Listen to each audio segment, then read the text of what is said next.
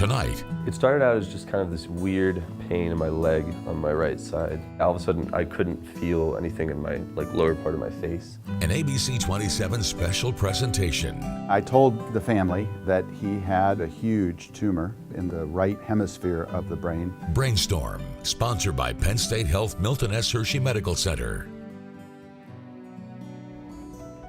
Good evening, I'm Deborah Pinkerton. We hear about famous celebrities and politicians like John McCain having brain tumors.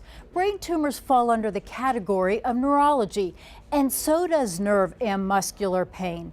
The technology available to treat these problems is changing at a fast pace. What are these new advances, and what do they treat? Well, you will find out tonight. And if you have questions at home, Christina Butler is here to tell you how to get them answered. Christina? Thanks, Deborah. Specialists from Penn State Health, Milton Hershey Medical Center are in the ABC 27 call center to answer your questions until 8 o'clock. Call the number on the bottom of the screen, or you can email your question during the show to questions@abc27.com. Dr. Heath Mackley and Dr. Brian Anderson will answer your emails throughout tonight's show. All calls and emails are confidential, and I'll be back later in the show to share some of those questions with you. Deborah. Thanks, Christina. A State College family never expected to hear the words brain tumor linked to their 12-year-old son's condition. They turned to Hershey Medical Center for help. Here's Emil Greers' journey. 24-year-old Emil Greer is home visiting his parents at State College. It's his mother's birthday. Moments like these are precious to Emil's parents. You look so good. I always forget how good you look. They value this time because 12 years ago, when Emil was 12, his life took an unexpected turn. It started out as just kind of this weird pain in my leg on my right side, and I had sort of been doing some active stuff over the summers. We were on rafting trips and stuff, so people thought it might have been some sort of injury. So I wasn't that alarmed, but it was persisting. One day, the symptoms changed. All of a sudden, I couldn't feel anything in my lower part of my face. So my tongue, my mouth, all of a sudden it was I couldn't talk. Doctors scheduled an MRI of Emil's brain. We got the call later to confirm a very large tumor in his right ventricle, so part of his brain, about the size of it. Very, very large, just terrifying. And I remember the physical sensation. I felt like I had an ice cube that went from here that went right through my body. And because of the gravity of the MRI, they said, we got you in at Hershey at 9 a.m. on Monday morning.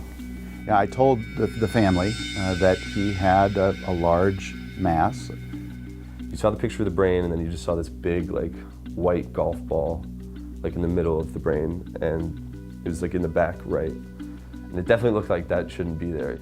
He described very clear, very direct what the issues were and then what he was going to do. I told them that we would need to operate to take that out, both for diagnostic purposes as well as for treatment, and that depending on what kind of mass it was, that would determine what, if anything, we would have to do after the surgery. We also had other MRI scans of the spine and spinal cord that showed multiple little nodules that had studded along the spinal cord. And these were bits of tumor that had broken off from what I referred to subsequently as the mothership. And I'm sure that that was what was causing his back and leg pain. So this is a Monday, and he wanted to do the surgery the next Monday, and that was that. In half an hour, we were done. Emil was back in Hershey a week later for an 8-hour surgery. During the surgery, we take out a fairly sizable piece of the skull and go through the brain into the tumor, and then we core the tumor out from the inside. We've achieved what we would call a gross total removal of the tumor, meaning we got all visible tumor out. We ended up getting another scan about 2 months later, and the little nodules along the spinal cord began to shrink up. And they eventually almost completely disappeared once I had taken out the bulk of the brain tumor. You know, the surgery had been successful, it looked pretty clean, and Emil was recovering well. While monitoring Emil, doctors detected something on an MRI. In 2006 and 2007, he had a little tiny piece of tumor that looked like it was growing very slowly in one part of where the original tumor was. And it wasn't causing any problems for me. But yeah, in 2007, Dr. Diaz thought that it was getting to the point where we needed to treat it again. When it became apparent that it was still growing and wasn't going to stop, we had options, including reoperating on him to take that out surgically, or what we thought was the better option was to treat these with Gamma Knife. The Gamma Knife is a radiation delivery machine that delivers a targeted dose of radiation. So 192 beams that are all low power are focused on the same point, so that what we target gets a very high dose of radiation and will be affected by it, but what we don't target gets a low dose of radiation and is not affected by it. So it seemed like a foolproof plan, like they'd really invented something that was going to minimize the downside and just like hit the part that you needed to hit. So yeah, we went in the morning, it was really early in the morning, and right away they gave me something that sort of made me, I was awake for the whole thing, but it made me very, very relaxed and sort of a little loopy, so I was having a great time. We put a frame on his head, and we then get an MRI scan. On that scan, we can see the tumor, we can see the frame, we measure from the frame to the tumor. We bring that back to our planning software, we come up with a plan to target the tumor. When we're happy with that plan, we put him into the machine to deliver the radiation. It usually takes about a half an hour or so. I remembered it when it ended and I got to go home. It just felt so strange because the first surgery, you were in the hospital for weeks, but this was, I got to go home the same day. Shortly after, Emil's family received some exciting news. The Make-A-Wish people, volunteers came to me and said, you know, you qualify for Make-A-Wish, and started thinking about what would be your wish. As an avid tennis player, Emil's first wish was to play tennis with Andre Agassi. Initially, that wish didn't happen, so they took a cruise to Alaska instead. While on that trip, surprisingly, they met a very good friend of Agassi's. So he said, really? Andre said no. Actually, my son is his personal, here's my card, I'll be in touch. And then he walked away. We're like, what? It was really fun. Agassi's friend wasn't joking. A couple days later, you know, he called, left a message and said, hey, so I talked to Andre, we'd love to do it. If you guys want to fly out to Vegas, he would love to have you guys there because he's from there. So Emil's wish did come true. He just strode right up to us and said, hi, I'm Andre. You know, like we're close friends, and he's just, We started playing a match.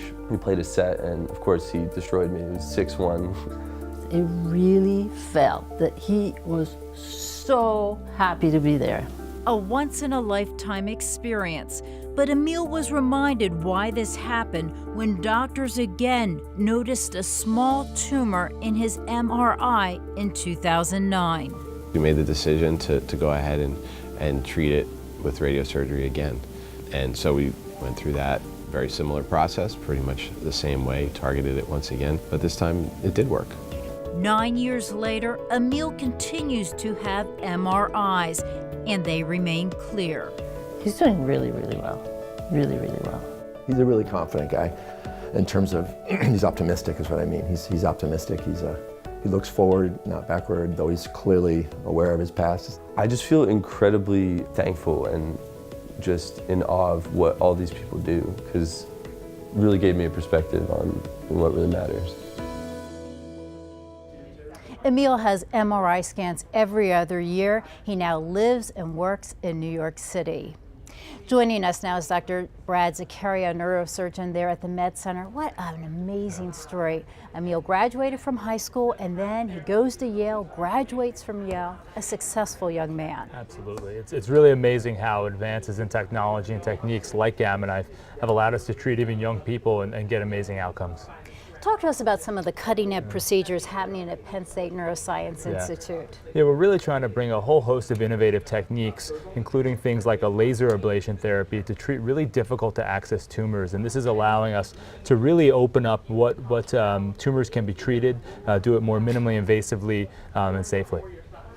Talk to me about the fact that you are really training doctors of the future. How important is it for the research and the clinical trials in neurosurgery? Yeah, for so many of these disorders, we have great treatments, but we don't have cures. And so really continuing to push the envelope, work in the lab with our research colleagues, get involved in clinical trials is critically important to really push the field forward.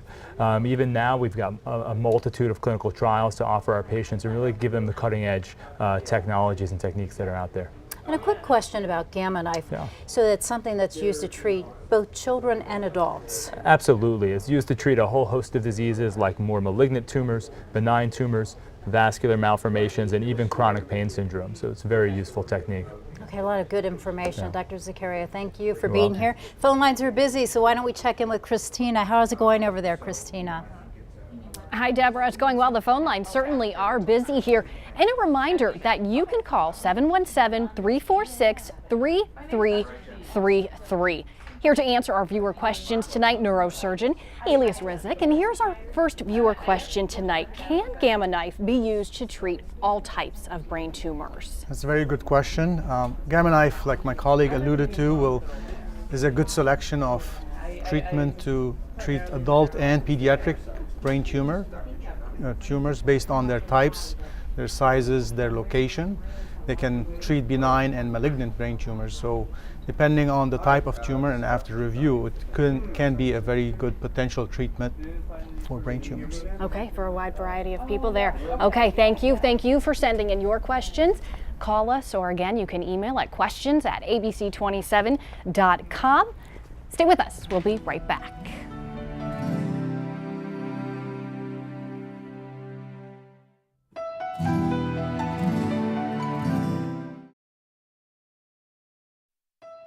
You're watching Brainstorm on ABC 27, sponsored by Penn State Health Milton S. Hershey Medical Center. Welcome back. A Johnstown man lived with chronic nerve pain for years. It stemmed from a horrific motorcycle accident. Here's Bob Chismar's journey. Bob Chismar has been coaching the Shade Township High School football team for 5 years. It's something he wasn't sure he would ever do again. A ride on his motorcycle changed everything. I was going up a hill and it's a bright sunny day, and of all things, you know, you wouldn't think this would happen in a million years, but it was another motorcycle. And we both sort of met at the center line and we just hit. And you know, he went flying and I went flying. The accident just like tore my pants that it almost made them look like shorts. It just made a perfect cut, and my leg was just gone. Somehow, Bob was able to dial 911 on his cell phone. Then he called his wife. His exact words, I remember, he said, "Chris, you're gonna kill me, I wrecked the bike." And I said, "Oh my gosh, are you hurt?" And he said, "Yes, I think I lost my leg." And I said, "Oh, Chiz," I call him Chiz, I said, "That's not funny." Because he just sounded so normal, you know. And he said, "No, I'm serious." And I said, "If you hurry up, I can hear the ambulances coming, I can hear the sirens." I said, "You know, you can make it down here," because I just wanted her so much to be there, because, you know, it would just make things so much better with her around. And I saw him on the side of the road, and he was very coherent. He yelled for me. He was laying down. And as soon as I walked over, I saw, you know, his leg was missing. Surgeons immediately took Bob into surgery. We were still hopeful that they could save the knee. That's kind of, we went into surgery thinking that. And afterwards, you know, they said no, you know, that it's going to require several surgeries. After Bob recovered, doctors fit him with a prosthetic. 4 months after the accident, he was walking. Then Bob developed phantom pain. Phantom pain is a medical condition when a patient who lost, most typically a limb, let's say an arm or a leg, is continuing having pain in the limb that is absent. I can feel my feet and my ankle and my toes every day. There are areas in the brain that are responsible for feeling in that part of our body. And in spite of the fact that this part of our body is missing, the neurons, the nerve cells are still there. It's amazing the power that your body can create. It's always like an electric shock, an intense electric shock that would make your leg just jump in the air. He was experiencing the same type of pain that occurred during the initial accident when he had a motorcycle accident, which was sharp, shooting, really torturing pain related to severing the nerves and the extremity as a whole. And when you'd get those 24-hour or 36-hour phantom pains, I mean, it was just intense because it affected your sleep and everything. It just drained him, and he was on the couch. You know, we teased with him and said he turned into a couch potato, and you know, it just zapped his energy. He had no energy. You know, you see him overcome this, and then you see him overcome, you know, walking again and balancing again, and he just overcomes all these obstacles, and then there's this one you can't get over. After years of trying numerous medications and even surgery, doctors referred Bob to Hershey Medical Center. When we had our meeting, the dorsal root ganglion, or DRG stimulation, was just being approved by FDA. So I immediately thought that he would be a good candidate, and I referred him to Dr. Sather. So dorsal root ganglion stimulation is what it's called, and it's basically stimulation of the dorsal root ganglion, which is an enlarged part of the nerve that sits just outside the spine. So it's delivering very low-level electrical stimulation to that dorsal root ganglion, and that stimulation is blocking the pain sensation as it travels through, so it sort of filters out the bad information before it's getting up to the spinal cord and the brain. It was going to be a stimulation that I would feel in the part of my leg that doesn't exist that would block this pain. And I said, boy, that sounds great. I think we just felt like this is the answer. This is what we've been looking for. I always tell patients it's a two-part procedure. So the first part is the trial, where we place the electrodes. So in Bob's case, this is the L3 nerve, this is the L4 nerve below it, and this is the L5 nerve below it. So he had a lead at place at each of these 3 levels. One goes to my foot, one goes to my shin area, and one goes to my upper leg. So it's got everything covered. So it's really great how it works. He has the ability to turn certain electrodes off, turn them all off, turn the whole device off, adjust the settings, higher stimulation or lower stimulation. I knew like after the first day when I went home that it was working. I could feel it. They had a surgery set up for the following week that I could go back and get this put in permanently. So that Monday came, and you know, we said, let's do this. Dr. Sather implanted the device permanently. What a huge difference such a small device has made for Bob and his family. It's just been a godsend that, you know, things went the way they did. I have my dad back, you know, I have the positive, goofing around, doing things with me again, like going on family trips. Everything that was before the accident is kind of how it is now, and it's a really cool thing to see. He's like a different person. I keep saying I've got my husband back, you know, the one that I married, the active one. He's a jokester, and his personality, it just rolled right around, you know, to how he used to be. And I'm just so happy how this turned out, because it's been made such a difference in my life. Bob says he has cut back on his pain medications. His goal is to get off of them altogether. Now joining us is Bob's doctor, Michael Sather. As we saw, Bob had great success with this. What else can this stimulator be used to treat? Yeah, so Bob had a really great success with this. The good news is that not only phantom limb pain, but lots of other chronic nerve-related pain conditions can benefit from the dorsal root ganglion stimulator. So this includes things, for example, like peripheral neuropathy, post-herpetic neuralgia, reflex sympathetic dystrophy, now known as complex regional pain syndrome, and peripheral causalgia, or other types of nerve injuries and conditions. So a wide variety. Wide variety. Just fairly, I mean, it was just recommended or just approved within the past couple of years. Correct, that's correct. Okay, so you have a skeleton here. Yep. Tell us, how is it implanted? Yeah, so I have a spine model here. So this is a two-part surgery. So the first part is the implantation of the trial electrodes.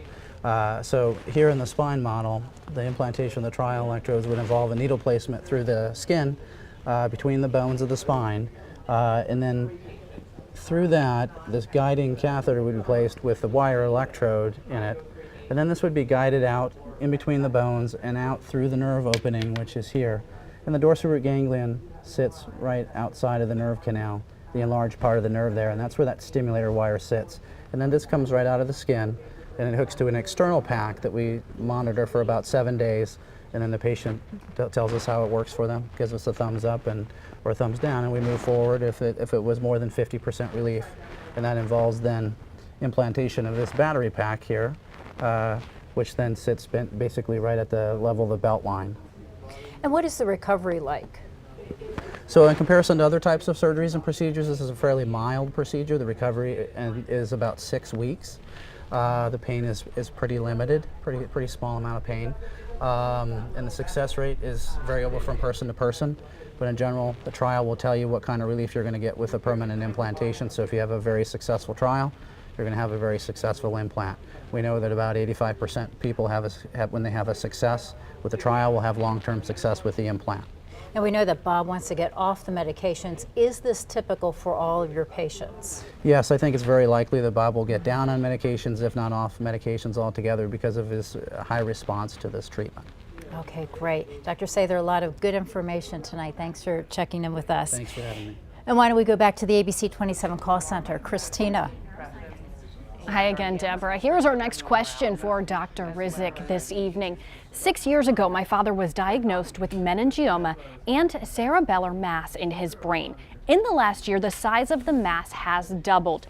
Is Gamma Knife an option? Certainly, Gamma Knife is a viable option. It depends a little on the location and the size of the mass. So we invite the viewer to bring down the films for Dad, and we can review the images and see if it's a viable option. Certainly, we have several other ways to treat the meningioma and help Dad and make him feel better. Okay, good advice there. Thank you. And here's our last viewer question. Both my father and my uncle passed away from a brain tumor. Does this put me at a higher risk to develop a brain tumor? And are all brain tumors hereditary? There are certain risk factors for brain tumors. We know old age, immune problems, or even radiation to the brain that can cause sometimes brain tumors. The genetic part of it is less understood, but in less than 5% of cases, in some syndromes, some genetic defects, this runs in the families, and we usually have a low threshold to image the brain. In that story and that situation, it's unlikely, but would like to hear more of the story and listen to the family history. That will be really important. Okay, thank you. That's a good question. I'm sure a lot of Yeah, family absolutely. members Yeah, absolutely. have that question. Yep. Thank you for Thank your you. time tonight. Thank you also to our specialists in the call center this evening. Deborah, back to you. Thanks, Christina. Neurosurgeon Dr. Kenneth Liu joins us. I understand people are coming from all over the world to see you to get this new procedure done. Talk to us about it. Pretty exciting. It is very exciting, and I'm very flattered. You know, if you boil what I do, if you boil down what I do, I treat patients with leaking blood vessels or blocked blood vessels, and you know, so that sort of makes me an underpaid plumber. And we use devices called stents to open arteries that bring blood up to the brain, and that's what we've been doing for the past 20, 25 years. We're doing a new thing now where we're actually putting these stents in the veins, which allow the blood to drain from the brain, and are helping patients with that. And tell us, what types of patients benefit from this procedure? So that's a very interesting question. I think it's one of the things that makes this field very exciting, is that we're learning about which patients can actually benefit from this sort of procedure. In the beginning, we were just treating a condition called pseudotumor.